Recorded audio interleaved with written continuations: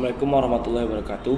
Kembali lagi kepada saya Ali Saputra dengan NIM 1042100018 dan rekan saya Muhammad Alfi Atorik dengan NIM 1042100004 dengan dosen pengampu Bapak Eza Triandi MH.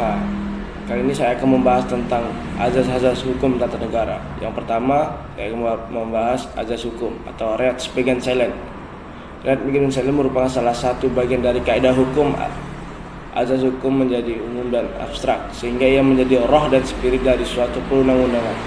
Pada umumnya, azas hukum itu berubah mengikuti kaidah hukumnya, sedangkan kaidah hukum akan berubah mengikuti perkembangan masyarakat, jadi terpengaruh waktu dan tempat. Yang kedua, azas Pancasila.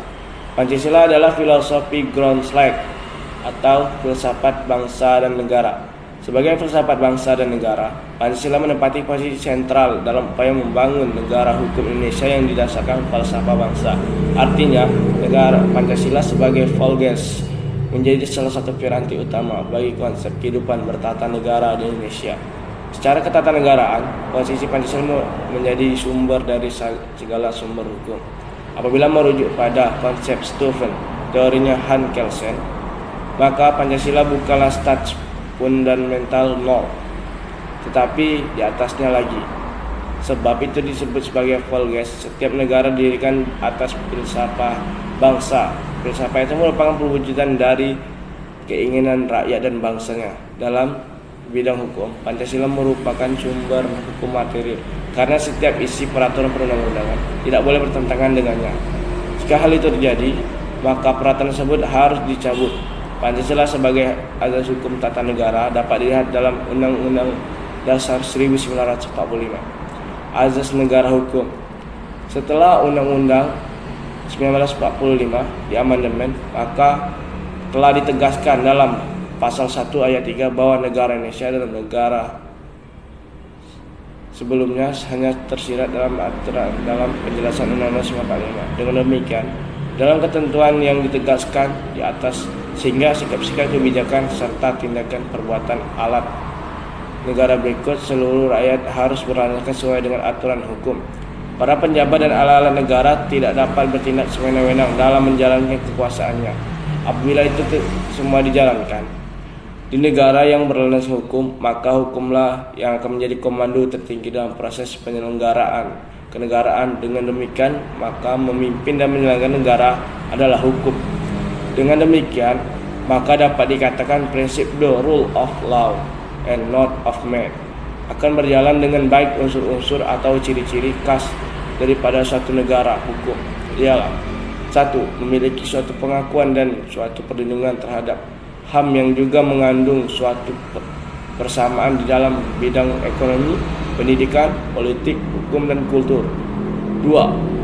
Memiliki badan peradilan yang independen serta bebas tanpa intervensi dari manapun dan tidak memihak, juga tidak dipengaruhi oleh suatu kekuasaan atau kekuasaan lain apapun. 3. Memiliki legalitas dalam artian hukum pada semua bentuk. 4. Memiliki status Grundgesetz atau hukum dasar pada hukum positif, di mana memuat ketentuan tertulis dalam suatu hubungan antara rakyat dan penguasa. Yang terakhir, adanya suatu proses distribution of power atau pembagian kekuasaan negara. Dan yang akan melanjutkan materi selanjutnya adalah Muhammad Alfi Atorik. Assalamualaikum warahmatullahi wabarakatuh. Perkenalkan, nama saya M. Afzal Thorik dengan NIM 10421004. Baiklah, saya di sore hari ini akan melanjutkan penjelasan tentang azas dalam hukum tata negara yang telah dijelasin oleh pemateri sebelumnya. Lanjut, asas negara kesatuan.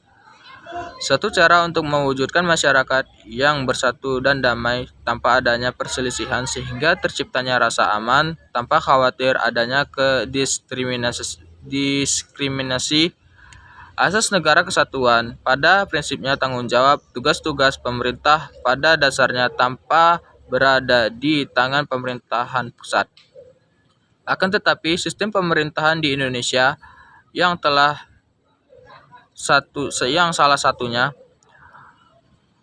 menganut asas negara kesatuan yang disentralisasikan menyebabkan adanya tugas-tugas terbentuknya diurus sendiri sehingga menimbulkan hubungan timbal balik yang melahirkan hubungan kewenangan dan pengawasan.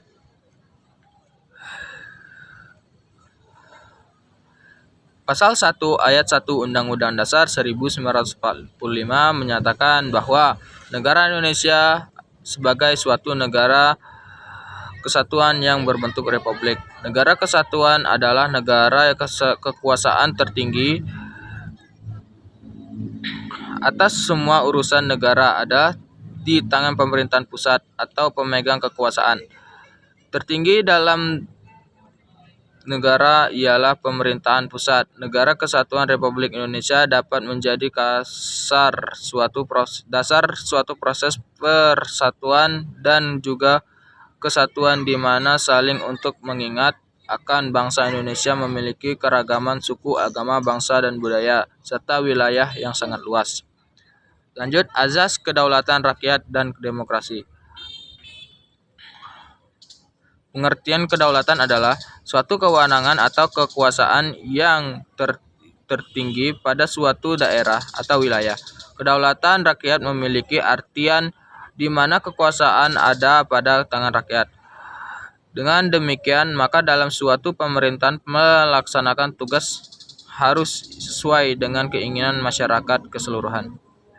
Lalu dijelaskan juga dalam sebuah Undang-Undang Dasar 1945, Undang-Undang Dasar Negara Republik Indonesia yang menjadi sebagian status grades yang dalam bentuk sebuah aturan tertulis di Indonesia. Dalam pasal 1 ayat 1 Undang-Undang Dasar 1945 menyatakan bahwa kedaulatan berada di tangan rakyat dan dilaksanakan menurut Undang-Undang Dasar 1945. Rumusan ini secara tegas bahwa kedaulatan ada di tangan rakyat yang diatur dalam Undang-Undang Dasar 1945. Undang-Undang Dasar 1945 menjadi dasar dalam pelaksanaan suatu kedaulatan rakyat Indonesia tersebut, baik wewenang, tugas, fungsi, dan ditentukan oleh Undang-Undang Dasar 1945. Dan materi terakhir adalah azas pemisah kekuatan, check and balance, yang berarti pembagian kekuasaan negara itu terpisah-pisah dalam beberapa bagian baik mengenai fungsinya. Beberapa bagian yang ditemukan oleh John Locke yaitu yang pertama, kekuasaan legislatif, kedua, kekuasaan eksekutif, ketiga adalah kekuasaan federatif. Montesquieu mengemukakan bahwa setiap negara terdapat 3 jenis kekuasaan yaitu transpolitika.